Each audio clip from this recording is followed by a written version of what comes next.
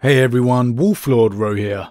Before I begin today, a big thank you to Shifty for the virtual gift voucher. Huge thank you my friend for the support, it is truly appreciated. Thank you. But on to today. Today we take a break from the norm of 40k and dive into some fantasy talk as we discuss the return of Warhammer the Old World. But not quite as we knew it, with the big timeline shift. So with that said, let's just jump straight in. Okay, so back on the 15th of November 2019, many of us old school Warhammer fans felt our hearts skip a beat as Warhammer the Old World was announced. Now this was not a computer game or a mobile game, but a return of the true tabletop fan favourite. And this was just news from out of a dream. Now Age of Sigmar has been hugely popular and I absolutely intend on diving into its lore one day very soon. But it's undeniable the Old World just has that place in mine and many of your hearts. A lot of us simply grew up with it alongside 40k. So hearing of its return is truly fantastic. Now much of the real meat of the details is still to be revealed over the months and probably years of development. But GW does post updates on the Warhammer community website every once in a while. So if you don't visit that website then you really should, and I do recommend it as you're missing out on a lot of quality reveals. None more so than the reveals taking place tomorrow, of which I'm not going to lie, I've got a little hope going for some Warhammer fantasy content. I know it's not likely, but Rho can wish. Now we've already been given intriguing art on the faction of Kislev, so we know they will definitely be making a return to the tabletop. If this development art is anything to go by, the models that will be walking the old world are going to be absolutely awesome. I better start saving now. But along with this development art, we have been given an introduction into the faithful reimagining of the new old world. And this was where things got really interesting. Because in the lands of the Empire, we were teased with heraldry of rulers Sigismund, no, not that one, Ludwig XII, Wilhelm and Margarita. And it's not interesting just because I have a fascination for heraldry, which no I don't. It's interesting because these are all characters from the age of the three emperors. A time originally several hundred years in the past of the old world. A time when the empire was split between several lords vying for power. Rather than one unifying emperor, the empire was racked by civil war. And these dark ages lasted from the year 1547 to 2304. Now to give you an idea of just what that means, Karl Franz, the emperor of the original Warhammer fantasy, the guy we all play as in Total Warhammer, was elected in 2502, at least a couple of hundred years later, at the very minimum. So this is obviously quite a change. And this was then further reinforced when the post showcasing the map of Bretonnia went live, where the heraldry of King Luan Orcslayer was shown.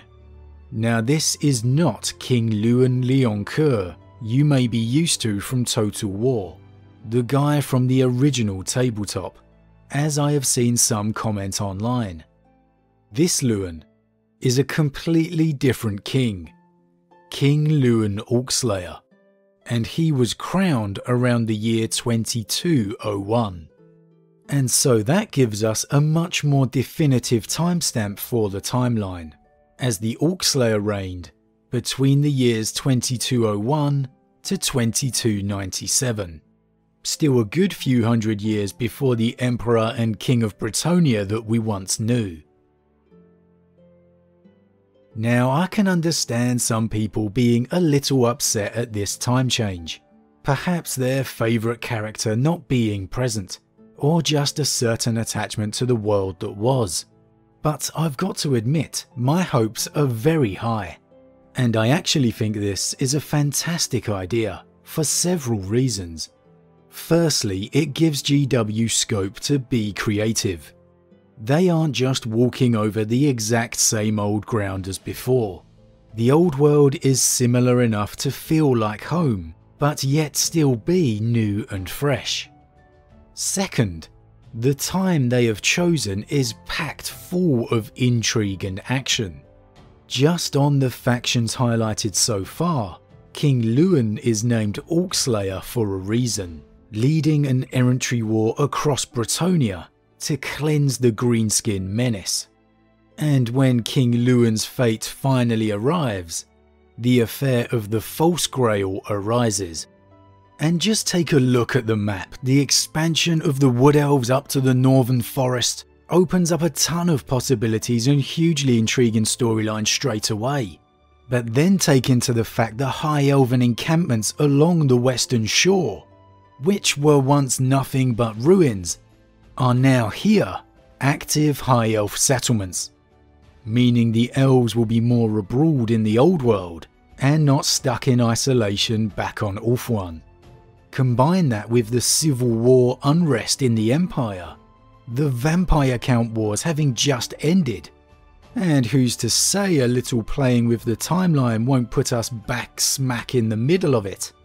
Man, I just want to see Vlad leading an army once more. Don't give me Manfred, it's Team Vlad all the way for me. And that leads me on to my third reason. It's highly likely most of your favourite characters will still be alive and well. The elves are nigh on immortal. Finubar is even still the Phoenix King during this period, so all your elven favourites will most likely still be there, including Malekith of course, and other big names such as Nagash for the undead. I'm expecting a lot of the old favourites to still be playable names within the lore. It's really only the human factions who will have all new special characters. And as a guy who had Bretonnia as his #1 faction, I'm okay with that.